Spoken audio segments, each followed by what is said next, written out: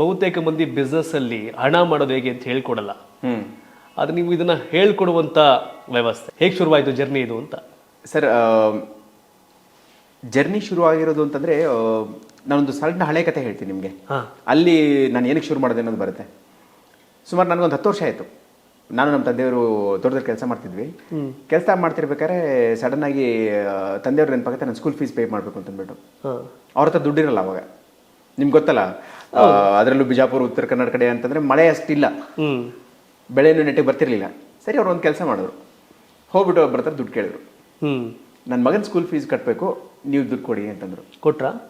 ಆ ವ್ಯಕ್ತಿ ಒಂದು ಮಾತು ಹೇಳಿದ್ರು. ಏನು ಹೇಳಿದ್ರು ಅಂತಂದ್ರೆ, ಯಾಕೆ ನಿಮ್ಮ ಮಕ್ಕಳನ್ನೆಲ್ಲ ಸ್ಕೂಲ್ಗೆ ಕಳಿಸಿ ದುಡ್ಡು ಮಾಡ್ತೀರಾ? ಎಲ್ಲರನ್ನು ತೋಟದಲ್ಲಿ ವರ್ಕ್ ಮಾಡೋಕ್ಕೆ ಹೆಲ್ಪ್ ಹೇಳಿ, ನಿಮಗೂ ಒಳ್ಳೆ ದುಡ್ಡು ಬರುತ್ತೆ, ನೀವು ಆರಾಮಾಗಿ ಜೀವನ ಮಾಡ್ತೀರಾ ಅಂತಂದ್ರು. ಒಂದೇ ಒಂದು ಖುಷಿ ಏನು ಅಂತಂದ್ರೆ, ತಂದೆಯವರು ಅವ್ರ ಮಾತು ಕೇಳಲಿಲ್ಲ. ಅದೊಂದೇ ಕಾರಣಕ್ಕೆ ಇವತ್ತು ನಾನು ನಿಮ್ಮ ಮುಂದೆ ಇದ್ದೀನಿ.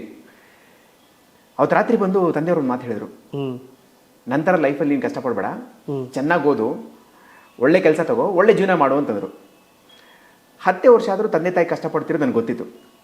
ನನಗೆ ಆಗ ಒಂದೇ ಒಂದು ಆಸೆ ಏನು ಅಂತಂದ್ರೆ, ನಾನು ಚೆನ್ನಾಗಿ ಓದಿ ಒಳ್ಳೆ ಕೆಲಸ ತಗೊಂಡು ತಂದೆ ತಾಯಿಗೆ ಒಳ್ಳೆ ಲೈಫ್ ಕೊಡಬೇಕು ಅನ್ನೋದೊಂದು ಆಸೆ. 10 ವರ್ಷದ ಹುಡುಗನಿಗೆ ಅದು ಈಗಲೂ ಹೇಗಿದ್ರೆ ಕಣ್ ಮುಂದಿದ್ದಂಗೆ ಸೀನ್. ನನಗೆ ಎಲ್ಲ ಹುಡುಕ್ತಿದ್ದೆ. ಅವಾಗ ಗೊತ್ತಾಗಿದ್ದು ಡೊಮೈನ್ ನೇಮ್ ಪರ್ಚೇಸ್ ಮಾಡ್ಬಿಟ್ಟು ಸೆಲ್ ಮಾಡೋದು ಅಂತಿತ್ತು, ನೆಟ್ವರ್ಕ್ ಮಾರ್ಕೆಟಿಂಗ್ ಮಾಡೋದು ಅಂತಿತ್ತು, ಹಿಂಗೆ ಸುಮಾರು ಇತ್ತು. ಸರಿ ಅಂತ ಅಂದ್ಬಿಟ್ಟು ಅವರೊಬ್ಬರು ಫ್ರೆಂಡ್ ಬಂದು ಹೇಳ್ದ, ಮಗ ನೀನು ನೆಟ್ವರ್ಕ್ ಮಾರ್ಕೆಟಿಂಗ್ ಮಾಡು, ನೀನು ದುಡ್ಡು ಮಾಡ್ಕೋಬೋದು ಅಂತಂದ. ಸರಿ ಬಿಡುಗರು, ಏನು ಮಾಡಬೇಕು ನಾನು ಅಂತ ಹೇಳು ಅಂತಂದೆ. ಏನಿಲ್ಲ, ಒಂದು 80,000 ಕಟ್ಬೇಕು ನೀನು ಅಂತಂದ.